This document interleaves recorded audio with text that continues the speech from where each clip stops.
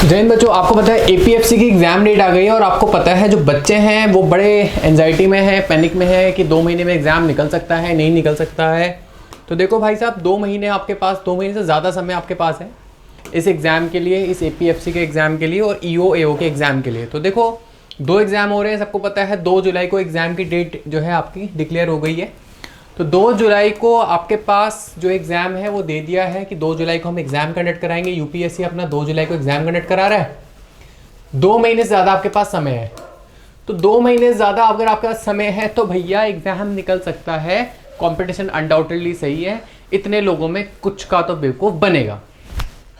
हमारे हाथ में क्या है? मेहनत है, उससे ज़्यादा हमारे हाथ में कुछ नहीं है।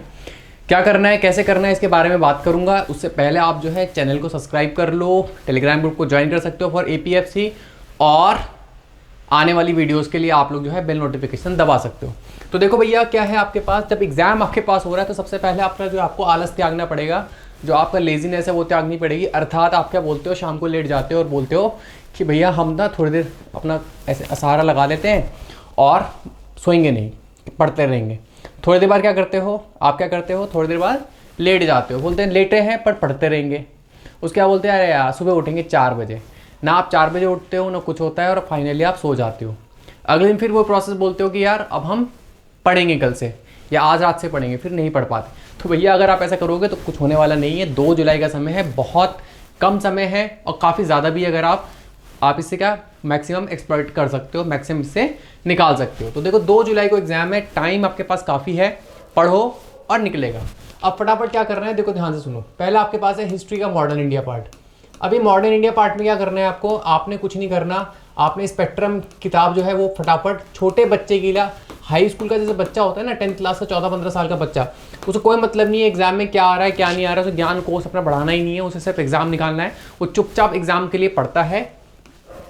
वैसे आपको मॉडर्न इंडिया रट जानी है। चुपचाप उठाओ किताब और रट जाओ किताब 1 by 1, बिल्कुल चिल्ला चिल्ला के रटो, बोल बोल के रटो, पर रट जाओ। इसके अलावा जो उसमें टेबल्स है ना, बाद में जो टेबल्स बनी हुई है उन्हें पढ़ लेना, वो पढ़ लो, पढ़ लेना नहीं पढ़ लो।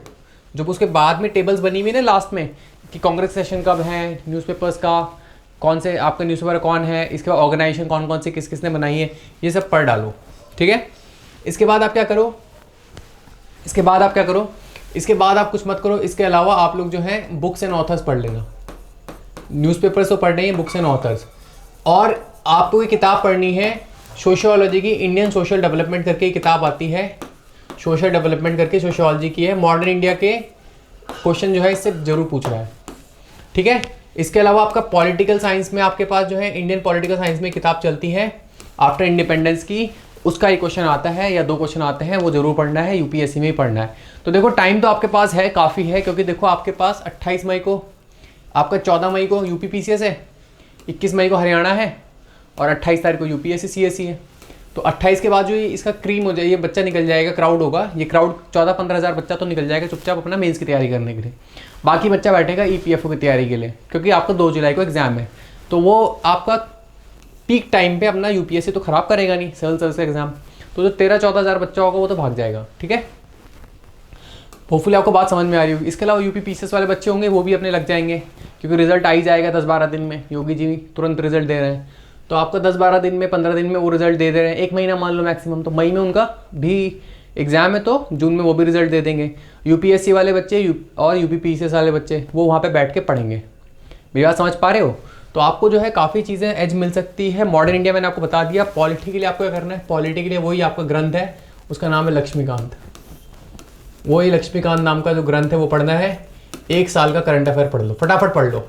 मैं भी करवा रहा हूँ फटाफट। कल से बच्चों ने मुझे बार बार मैसेज किया कि करवाने हैं, तो मैंने बोला ठीक है आप जिम्मेदारी ले लेते हैं और रेगुलर वीडियो बनाएंगे। तो लक्ष्मीकांत है, और इसके अलावा आपके पास करंट अफेयर आप 1 साल का पढ़ेंगे, ठीक है।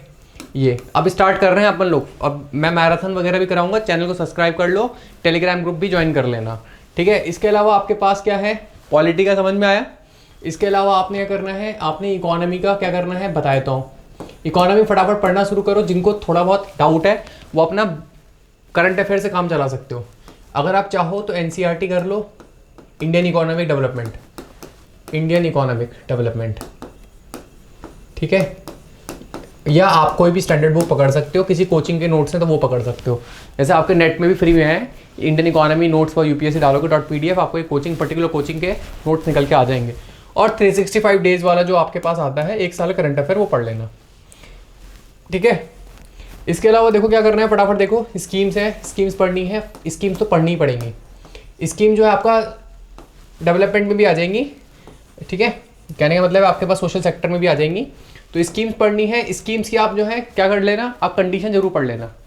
जो कंडीशंस है ना, जैसे आपके पास अटल पेंशन योजना है, कितना है, 18 से 40 उसमें उम्र है, तो जैसे अटल पेंशन योजना है 18 से 40 उसमें उम्र है, तो वो पढ़ना जरूरी है।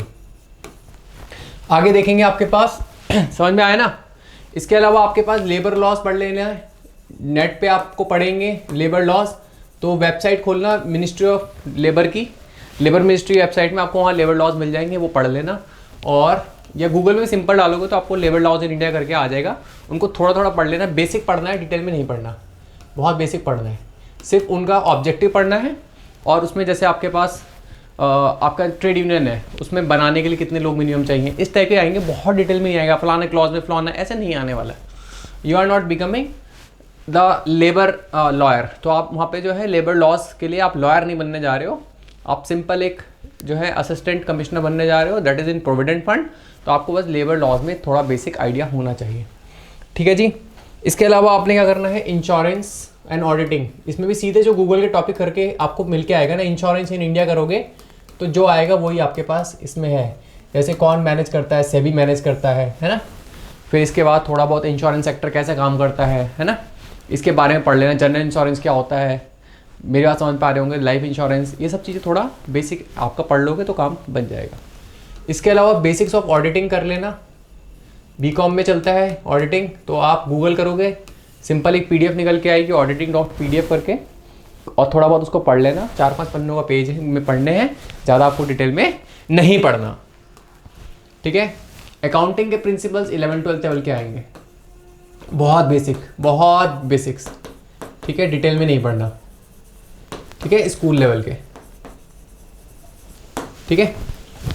इसके अलावा देखो आर्ट एंड कल्चर पढ़नी है, तो आप 11-12 की एनसीईआरटी पढ़ लो और एक साल करंट अफेयर। 11-12 की आर्ट एंड कल्चर की जो एनसीईआरटी आती है ना, वो पढ़नी है, और एक साल का जो करंट अफेयर वो पढ़ लेना। इसके अलावा क्या करना है, इसके अलावा आपको क्या करना है, करंट अफेयर के भैया एक साल के जो वनडे टाइप के एग्जाम है, वनडे टाइप के कोई बैंकिंग का एग्जाम हो, उस टाइप की मैगजीन हो, तो एक साल का आपको करंट अफेयर ऑब्जेक्टिव पढ़ लेना है। तो एक साल का करंट अफेयर आपको पढ़ लेना है ऑब्जेक्टिवली, और आपका काम हो जाएगा, ठीक है। अगला बहुत इंपॉर्टेंट चीज़ है अंग्रेजी, जैसे कि हम कहते हैं इंग्लिश। उसके लिए मैं आपको एक ट्रिक बता रहा हूँ, मास्टर ट्रिक बता रहा हूँ, मास्टर स्ट्रोक बता रहा हूँ। जिनको आती है उनको, जिनको नहीं आती है उनको भी CDSE के क्वेश्चन पेपर करके चले जाना, बस CDSE प्रीवियस ईयर के क्वेश्चन करके चले जाना, सॉल्ट बुक मिल जाती है। ये तो आप कर लोगे तो आपका गेम बिल्कुल खतरनाक तरीके से बन जाएगा। तो CDSE के सॉल्ट पेपर अगर आप कर लोगे तो काम बन जाएगा। बाकी क्वांट के लिए मैं ये सब तो करवाना है, तो आपको क्वांटिटेटिव एप्टीट्यूड ये भी अपने आप में थोड़ा सा है, थोड़ा सरदर्दिया गेम है। 5-6 टॉपिक है इसमें, 5 to 6 टॉपिक है, ठीक है।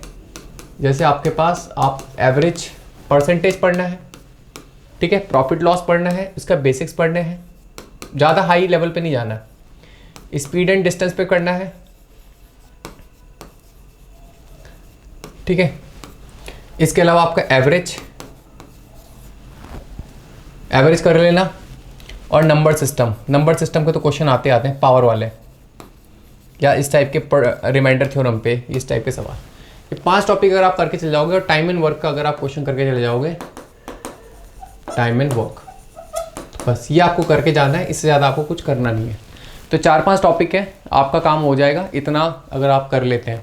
तो देखो, अगर आपको अभी से करना है प्यारे बच्चे तो कर लो, बहुत टाइम है, 10 दिन रिवीजन के लिए छोड़ देना। एक प्यारी सी नोटबुक बनाओ, साफ सुथरी एक फेयर नोटबुक बना लो, फेयर नोटबुक, और उस नोटबुक को डेली पढ़ो, ठीक है जी। अगर आप उस डेली पढ़ लेते हो तो काम बन जाएगा। बाकी मैं स्टार्ट कर रहा हूँ, ठीक है, थोड़ी देर में एक वीडियो एकेडमिक की बना दूंगा ताकि आप लोग जो है उसे अच्छे से देख सको। तो दैट्स ऑल फॉर टुडे। जय हिंद, जय भारत। वीडियो को लाइक कर लेना, चैनल को सब्सक्राइब कर लेना, टेलीग्राम ग्रुप ज्वाइन कर लेना, फिर से बोल रहा हूँ। तो that's all, good bye, God bless.